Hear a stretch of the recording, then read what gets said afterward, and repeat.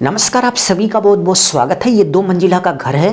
तो इस वीडियो में हम आपको बताने वाले हैं कि 2 मंजिला का घर बनाते समय आपको कहां पर कितने एमएम की स्टील का उपयोग करना चाहिए। तो वीडियो बहुत ही इंपॉर्टेंट है। तो चलिए एक एक करके देख लेते हैं कि हमें फाउंडेशन में, कॉलम में, प्लिंथ बीम में, लिंटर बीम में, स्लैब में, स्टेयर में, छज्जे में और इसके साथ साथ स्लैब यानी कि छत में कितने एमएम की स्टील का उपयोग करना चाहिए ग्राउंड फ्लोर और फर्स्ट फ्लोर इस ऊंचाई का घर बनाने के लिए।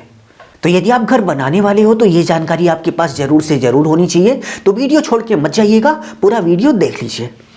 तो सबसे पहले यदि हम फुटिंग की बात करें तो आप देख सकते हैं कि घर के फाउंडेशन को हम फुटिंग बोलते हैं। तो यदि आप ग्राउंड फ्लोर और फर्स्ट फ्लोर इस ऊंचाई का घर बना रहे हैं तो फुटिंग यानी कि फाउंडेशन में आपको 10 एमएम की स्टील का उपयोग करना है। आप देख सकते हैं कि फुटिंग के लिए कुछ इस तरीके से स्टील जाल बनाया जाता है। तो इस स्टील जाल को आपको 10 एमएम की स्टील से बनाना है। यदि आप सूता में समझते हैं तो 10 एमएम का मतलब 3 सूता होता है, ठीक है।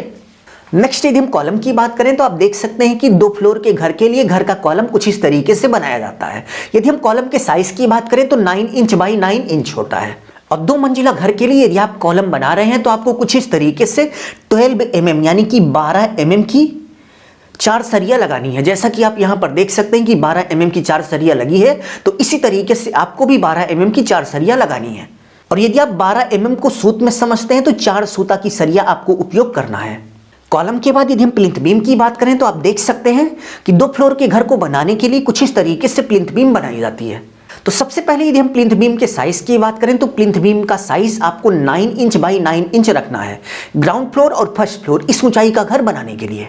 और प्लिंथ बीम में आपको 4 यानी कि 4 स्टील बार का उपयोग करना है। और स्टील बार के यदि हम साइज की बात करें तो आपको 12 एमएम यानी कि 12 एमएम की 4 सरिया लगानी है। यदि आप 12 एमएम को सूता में समझते हैं तो 4 सूता की सरिया को हम 12 एमएम बोलते हैं। प्लिंथ बीम के बाद नेक्स्ट यदि हम लिंटर बीम की बात करें तो आप देख सकते हैं कि इसको हम लिंटर बीम बोलते हैं, जो कि डोर और विंडो के ऊपर दिया जाता है। और इसका मेन पर्पज दीवार में क्रैक्स को रोकना है। और यदि क्रैक्स आ जाए तो ये लिंटर बीम उसको बहुत ज्यादा दूरी तक फैलने से रोकता है। तो लिंटर बीम में आपको 10 एमएम की स्टील का उपयोग करना है, यानी कि 10 एमएम की स्टील का आप उपयोग कर लीजिए। आपको लिंटर में किसी भी तरह की दिक्कत नहीं आएगी। यदि आप स्टील को सूता में समझते हैं तो 10 एमएम का मतलब 3 सूता की सरिया आपको लगानी है। नेक्स्ट यदि हम स्लैब बीम की बात करें तो आप देख सकते हैं कि स्लैब ढलाई करते समय कुछ इस तरीके से हम स्लैब बीम बनाते हैं।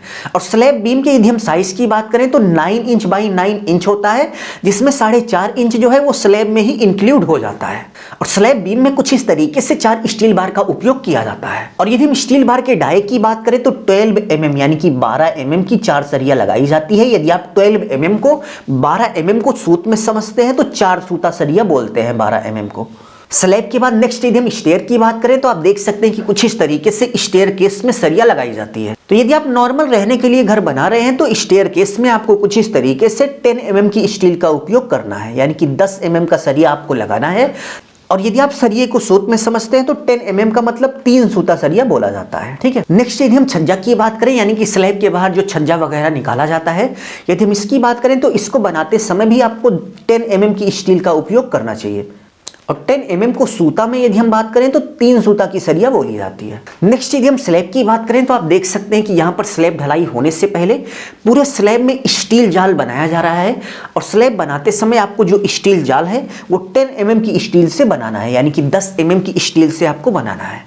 और 10 एमएम की सरिया को यदि हम सूता में देखें तो 3 सूता की सरिया को 10 एमएम बोला जाता है। सो उम्मीद है आपको बहुत ही अच्छे से समझ में आ गया होगा कि ग्राउंड फ्लोर और फर्स्ट फ्लोर इस ऊंचाई का घर बनाने के लिए हमें कहां पर कितने एमएम की स्टील का उपयोग करना चाहिए।